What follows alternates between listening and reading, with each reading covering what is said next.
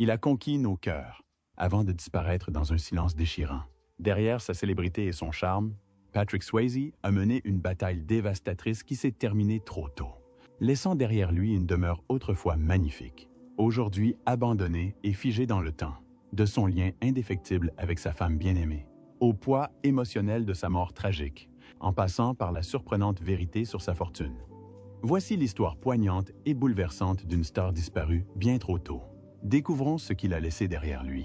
Rancho Bizarro, Silma, Valley de San Fernando, Californie, dans les années 1980.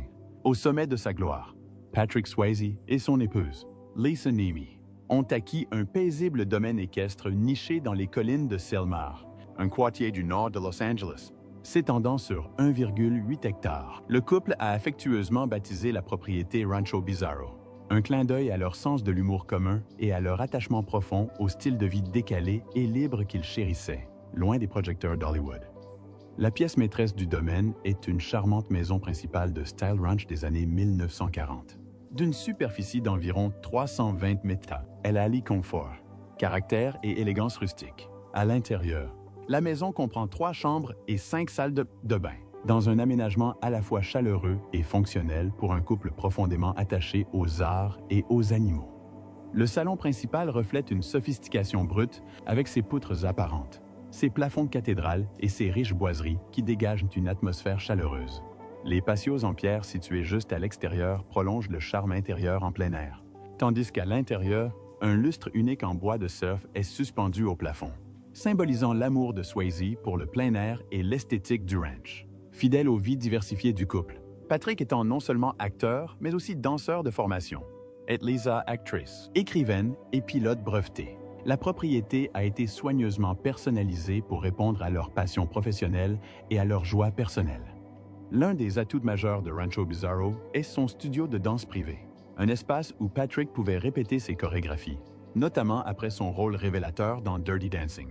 Ce studio était pour Swayze un véritable sanctuaire créatif, un lieu où il pouvait bouger librement et renouer avec la discipline physique qui a défini une grande partie de son expression artistique.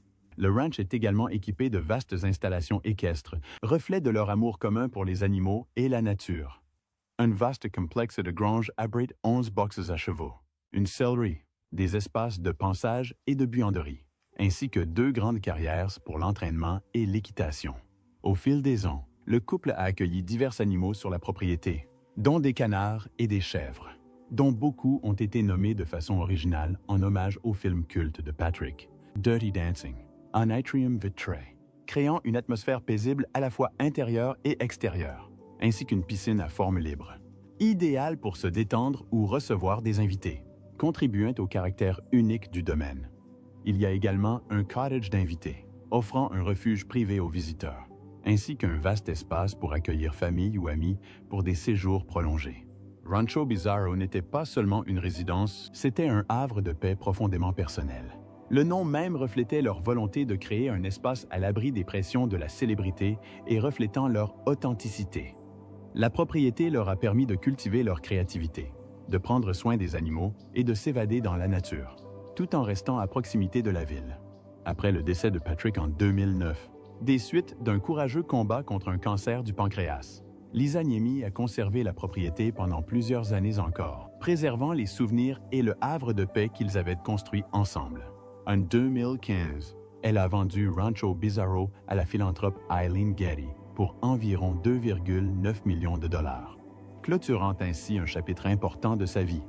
En 2023, le domaine a été remis sur le marché pour 4,5 millions de dollars, ravivant l'intérêt du public pour la demeure qui appartenait autrefois à l'une des stars les plus appréciées d'Hollywood.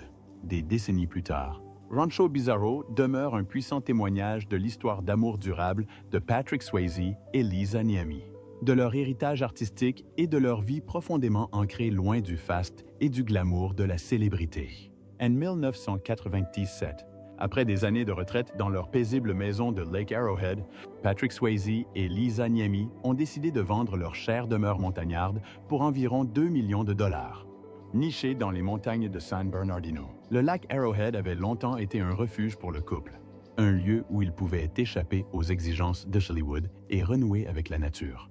La propriété, souvent décrite comme pittoresque et intime, reflétait le profond amour du couple pour le plein air, la sérénité et le temps passé loin des projecteurs. Leur maison du lac Arrowhead était bien plus qu'un simple lieu de vacances.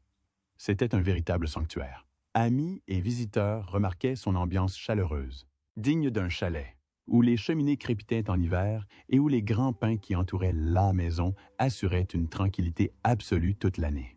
C'était le refuge idéal pendant les années de gloire de Patrick. À la fin des années 1980 et au début des années 1990, notamment lors du succès fulgurant qui a suivi des films comme Dirty Dancing, 1987, Ghost, 1990 et Point Break, 1991. Mais au milieu des années 1990, Patrick et Lisa ont tous deux commencé à réévaluer où ils souhaitaient concentrer leur énergie et leurs projets d'avenir. Selon un article du Los Angeles Times de 1997, le couple a choisi de se séparer de sa maison de Lake Arrowhead afin de consolider leur vie, autour de deux autres propriétés plus significatives et porteuses d'une vision à long terme. La première était leur domaine équestre de 1,8 hectares à Sylmar, en Californie, affectueusement surnommé Rancho Bizarro. Le second était un vaste ranch neuf dans un autre État, marquant un nouveau chapitre audacieux dans leur quête d'intimité et d'un mode de vie rural. Rancho Bizarro était depuis longtemps une pierre angulaire de la vie du couple, un lieu où Patrick et Lisa s'investissaient pleinement dans les activités équestres, les rénovations et la tranquillité de leur quotidien, loin des paparazzi. En se concentrant davantage sur ce domaine, ils choisissaient de s'ancrer dans un espace qu'ils avaient construit ensemble de toutes pièces, un lieu qui représentait leur liberté créative et leur passion commune. Avec ses écuries, son studio de danse privé et ses touches architecturales rustiques, ce n'était pas seulement une maison, mais un sanctuaire soigneusement aménagé, alliant l'amour de Patrick pour l'activité physique et la nature à la passion de Lisa pour les animaux, l'aviation et l'écriture. Parallèlement, l'acquisition d'un ranch dans un autre État laissait entrevoir leur désir croissant d'encore plus de solitude et, peut-être, d'un avenir au-delà de la Californie. Si les détails concernant la propriété hors de l'État restaient pour l'essentiel confidentiels à l'époque, on savait que le nouveau ranch offrait de vastes superficies et des vues imprenables, idéales pour l'équitation, le soin des animaux et une vie en toute liberté. Ce déménagement marquait également la transition progressive du couple, loin du rythme effréné d'Hollywood, vers une existence plus calme et plus sereine. D'après les mémoires de Lisa Niemi et diverses sources biographiques et médiatiques, l'une des propriétés les plus importantes et les plus vastes jamais possédées par Patrick Swayze et Lisa Niemi était un immense ranch de chevaux arabes de 8,0 hectares situé aux portes de Las Vegas, au Nouveau-Mexique.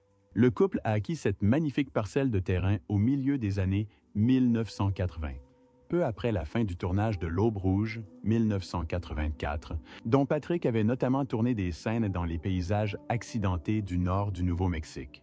Enchanté par la beauté brute du territoire et attiré par la solitude qu'il offrait, les deux acteurs y ont vu l'endroit idéal pour réaliser leur rêve de vie rurale à grande échelle.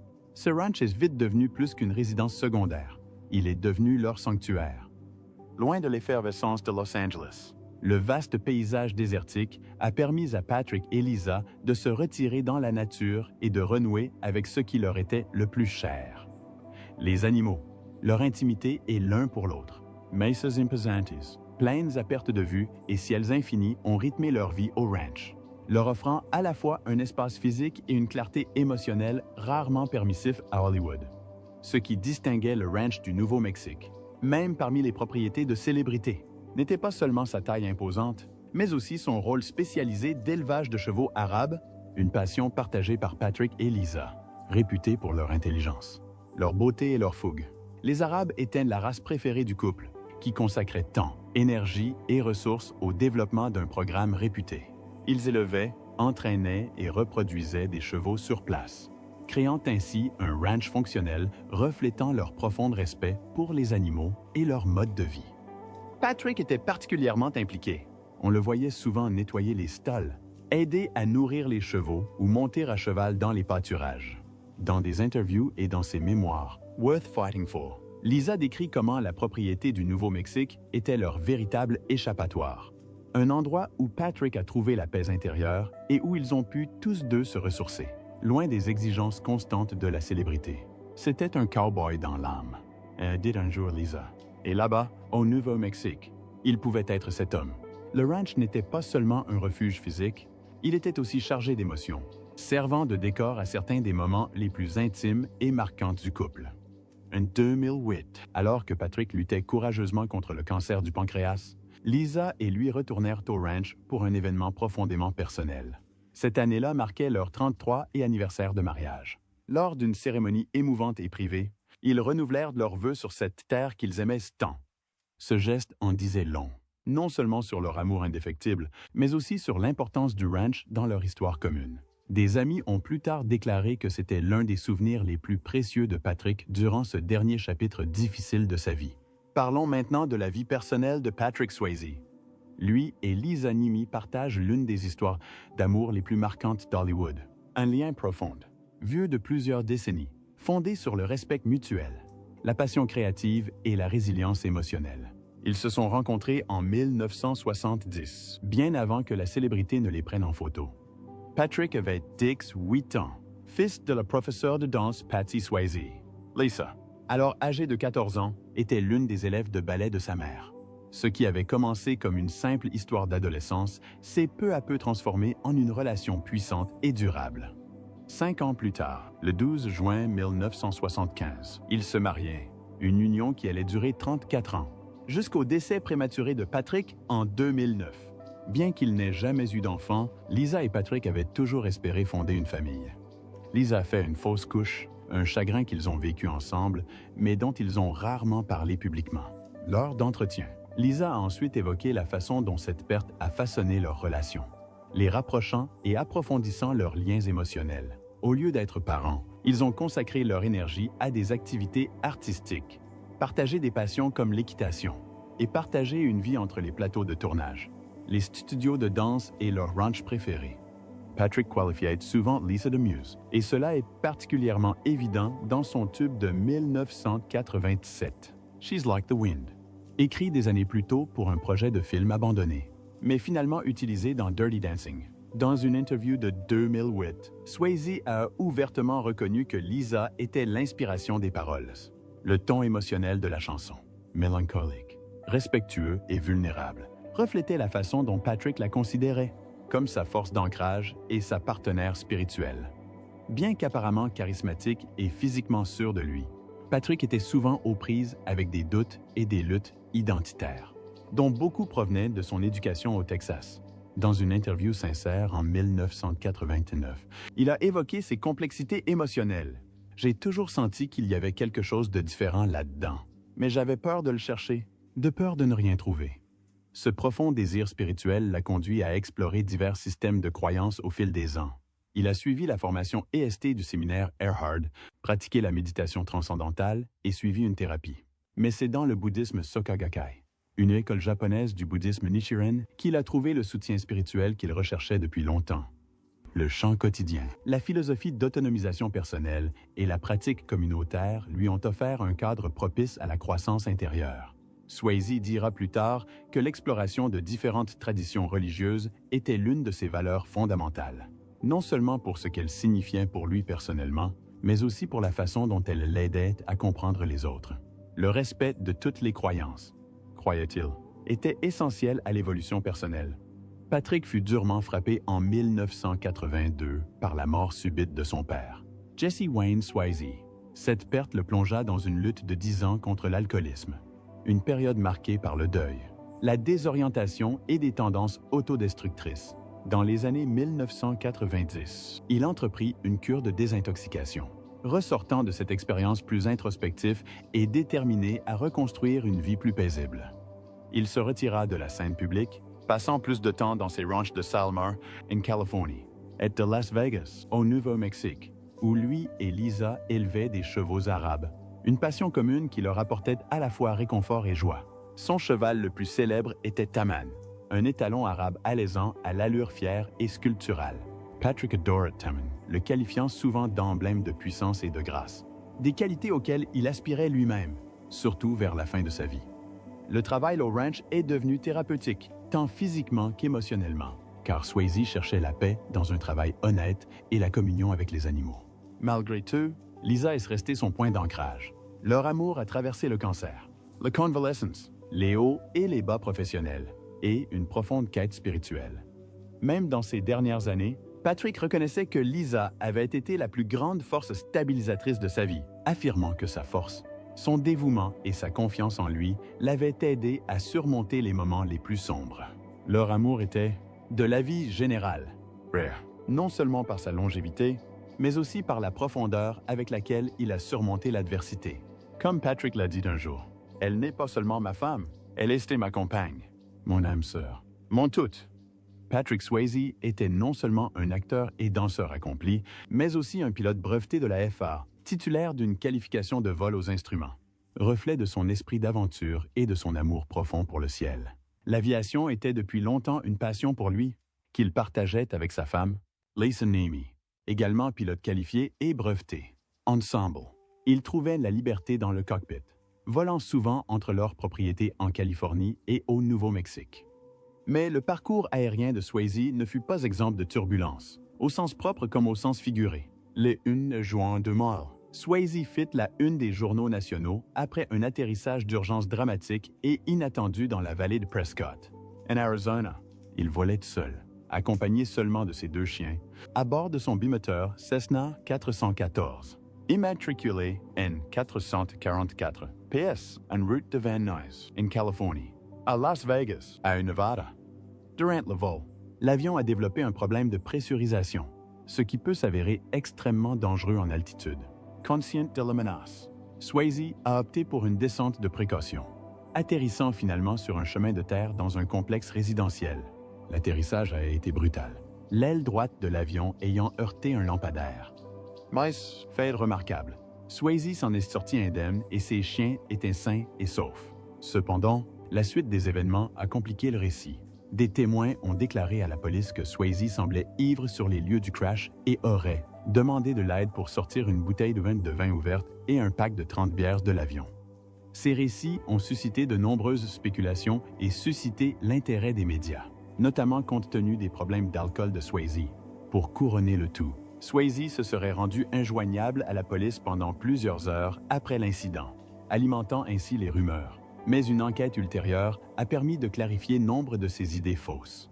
Selon les conclusions finales du NTSB, National Transportation Safety Board, l'alcool n'a pas été en cause dans l'accident. Le vin et la bière se trouvaient dans des compartiments de rangement extérieurs inaccessibles en vol, ce qui réfute les allégations selon lesquelles Swayze aurait bu pendant le vol. Le rapport a plutôt déterminé que la cause probable de l'incident était l'hypoxie, un état dangereux causé par un manque d'oxygène. Les enquêteurs ont attribué la perte de pressurisation de la cabine, associée à une exposition au monoxyde de carbone provenant des gaz d'échappement des moteurs et à la forte consommation de tabac de Swayze, à la cause probable de son comportement altéré et de sa désorientation après l'atterrissage d'urgence. Ce fut un rappel effrayant des dangers auxquels les pilotes peuvent être confrontés, même avec des années d'expérience et de certification. Les difficultés de Swayze en aviation ne s'arrêtèrent pas là. Le 27 décembre 2006, Lisa et lui ont été victimes d'une autre urgence en vol, cette fois, alors qu'ils volaient ensemble à bord du même Cessna 414. Le couple était en route vers leur ranch du Nouveau-Mexique, après avoir quitté Van Nuys, lorsque l'appareil a subi une perte de puissance suivie d'une panne complète du moteur droit. Lisa, qui était aux commandes, est restée calme sous la pression et a réussi un atterrissage d'urgence à Van Nuys. Un exploit impressionnant qui a démontré son habileté et son sang-froid. Après cette deuxième frayeur, Patrick et Lisa ont décidé qu'il était temps de mettre leur Cessna vieillissant à la retraite, en juin 2007, par l'intermédiaire de leur compagnie d'aviation PropJocks, Inc. Ils ont opté pour un Beechcraft Super King Air, immatriculé N400 KU, un biturbopropulseur plus sûr et plus puissant, réputé pour sa fiabilité et ses performances. Ce déménagement reflétait leur engagement continu envers l'aviation, mais avec une attention renouvelée à la sécurité. Malgré ces incidents douloureux, l'aviation demeurait une part profonde de leur identité. Un amour commun symbolisant la liberté, l'évasion et la confiance. Pour Patrick, le cockpit était une autre scène. Exigent discipline, instinct et courage. Des qualités qu'il a conservées non seulement en tant que pilote, mais tout au long de sa vie extraordinaire. Fin décembre 2007. Juste après la fin du tournage du pilote de sa série télévisée audacieuse The Beast, Patrick Swayze a commencé à ressentir une sensation de brûlure persistante et inquiétante à l'estomac. D'abord imputée à la fatigue ou à des problèmes digestifs liés au tournage exigeant, la douleur s'est rapidement intensifiée, révélant un problème bien plus grave, une obstruction des voies biliaires. Cette complication fut le premier symptôme alarmant d'une maladie qui allait rapidement bouleverser sa vie. À la mi-janvier 2008, quelques semaines seulement après ses premiers symptômes, Swayze reçut un diagnostic dévastateur, un cancer du pancréas de stade 4. Le cancer s'était déjà propagé au-delà du pancréas, et le pronostic était sombre. Le cancer du pancréas est notoirement agressif et difficile à traiter, surtout à un stade aussi avancé, plutôt que de se retirer du devant de la scène. Swayze a affronté le diagnostic avec la même ténacité et la même dignité qui avait marqué sa carrière. Il s'est fait soigner au centre médical de l'Université de Stanford, où une équipe de spécialistes a entamé un traitement de chimiothérapie associé à un médicament expérimental appelé Vatalanib. Ce médicament, encore en phase d'essai à l'époque, visait à bloquer la croissance des vaisseaux sanguins nécessaires à la croissance et à la propagation des tumeurs, un processus appelé anti-angiogénèse. On espérait que le Vatalanib, associé à la chimiothérapie, ralentirait la progression du cancer et offrirait à Swayze un temps précieux. Le 5 mars 2008, un article de Reuters laissait entrevoir une lueur d'espoir, rapportant que l'état de Swayze semblait limité et qu'il répondait bien au traitement. Son médecin a également publié un communiqué pour rectifier les informations exagérées parues dans les médias, rassurant le public. Malgré la gravité du diagnostic, Patrick était loin d'être à l'article de la mort, comme certains tabloïds l'avaient prématurément affirmé. Fidèle à son esprit combatif, Swayze est resté actif et engagé dans sa carrière malgré la crise sanitaire. Il a insisté pour continuer avec The Beast, réalisant ses propres cascades pendant le pilote et refusant de se laisser définir par la maladie. Même si son corps subissait les effets éprouvants de la chimiothérapie, il persévérait, déterminé à montrer au monde qu'il ne baissait pas les bras.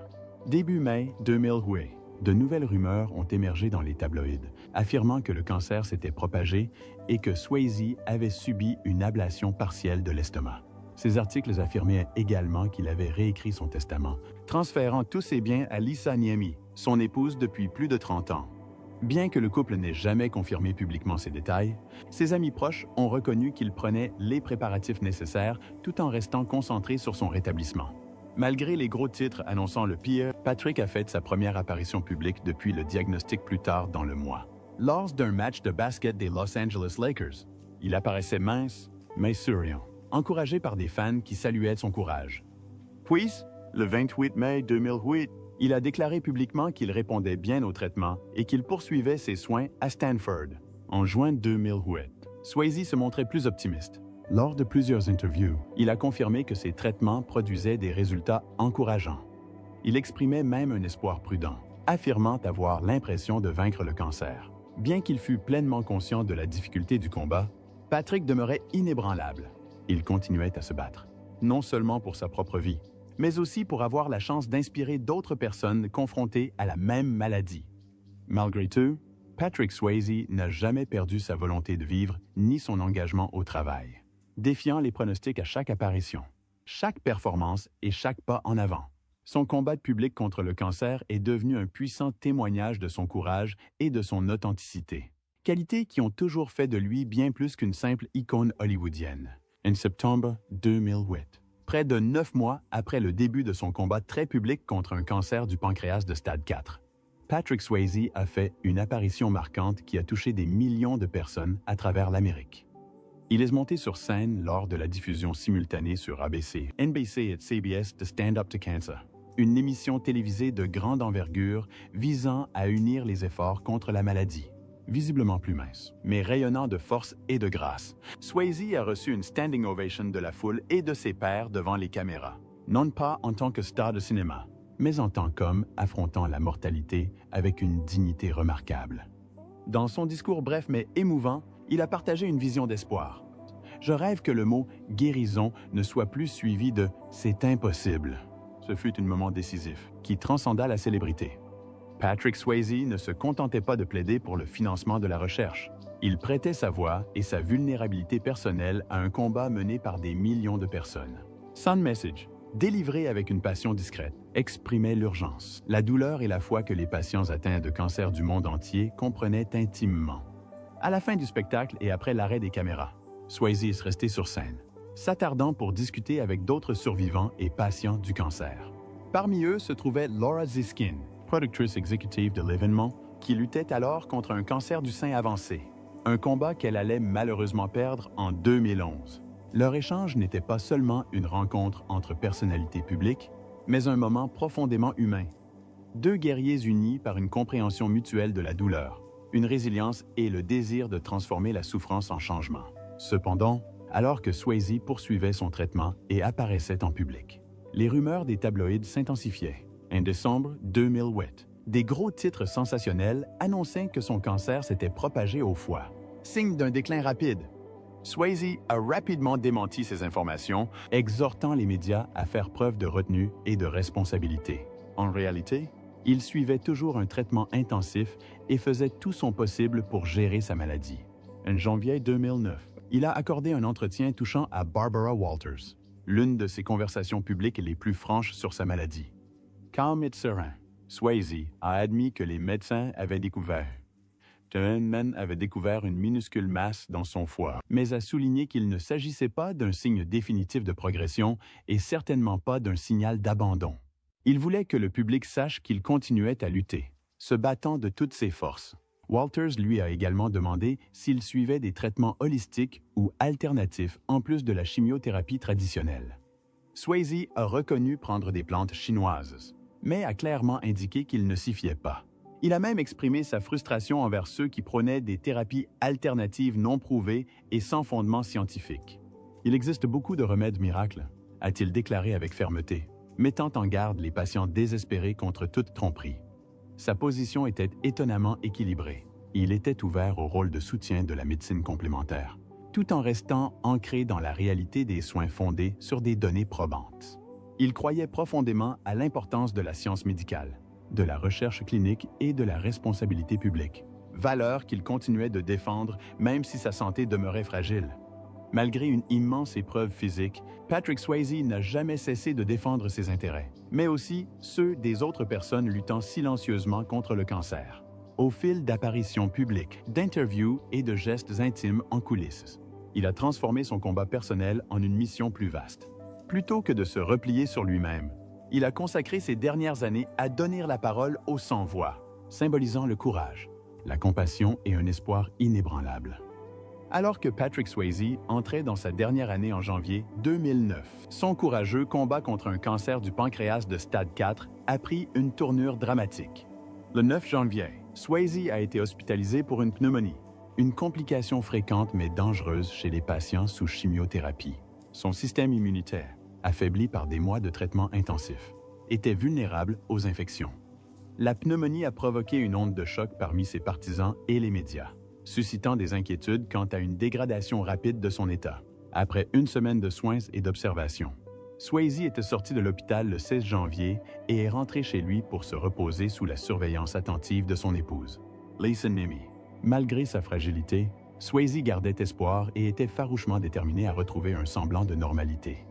Lisa, s'accompagnait depuis plus de 30 ans, est devenue sa compagne de tous les instants, son infirmière, son aide-soignante et son point d'ancrage émotionnel à chaque étape de son parcours de santé. Cependant, ce répit fut de courte durée. Le 19 avril 2009, après plusieurs mois de hauts et de bas, les médecins ont informé Swayze que le cancer avait de nouveau métastasé, cette fois au foie. C'était une nouvelle accablante. Malgré ses multiples chimiothérapies et sa participation à des essais cliniques de médicaments expérimentaux comme le Vatalanib, la maladie poursuivait sa progression inexorable. Les métastases hépatiques signalent souvent la phase terminale du cancer du pancréas, et le pronostic était désormais plus sombre que jamais. Tout au long de sa maladie, les habitudes personnelles de Swayze, notamment son tabagisme excessif, ont fait l'objet d'une attention accrue. Fumeur depuis 40 ans, il a même admis qu'au plus fort de sa dépendance, il fumait jusqu'à 60 cigarettes par jour. Lors d'entretiens, Swayze a ouvertement reconnu que son tabagisme incessant avait probablement joué un rôle dans le développement de son cancer. Malgré cela, il a continué à fumer pendant son traitement, une habitude qui a suscité l'inquiétude des professionnels de la santé et des fans. Mais pour Swayze, le coût physique et émotionnel de la lutte contre le cancer rendait presque impossible l'abandon de la béquille que le tabac lui avait longtemps servi. C'était l'une des rares choses qu'il ne cherchait pas ou ne pouvait pas contrôler. Malgré tout, Patrick Swayze a tenu bon avec une force remarquable pendant près de 20 mois après son diagnostic, soit bien plus longtemps que la durée de survie moyenne pour un cancer du pancréas de stade 4. Il a supporté la douleur, les traitements, les opérations et les spéculations publiques avec une grâce tranquille et une détermination inébranlable. Il a passé ses derniers mois principalement chez lui, entouré de ses proches, en particulier de Lisa, qui ne l'a jamais quitté. Le 14 septembre 2009, Patrick Swayze décédait à l'âge de 57 ans, entouré de sa famille. Son attaché de presse confirmait peu après à CNN la cause de son décès, un cancer du pancréas. L'annonce déclencha une vague de chagrin parmi les fans du monde entier, ses collègues et ses collègues acteurs qui admiraient non seulement son talent, mais aussi son intégrité et son combativité. Que pensez-vous de Patrick Swayze? Laissez-nous vos commentaires ci-dessous. Nous espérons que cette vidéo vous a été utile. N'oubliez pas de laisser un j'aime, de partager et de vous abonner à la chaîne si vous l'appréciez. Merci d'avoir regardé cette vidéo et à bientôt pour les prochaines. Au revoir.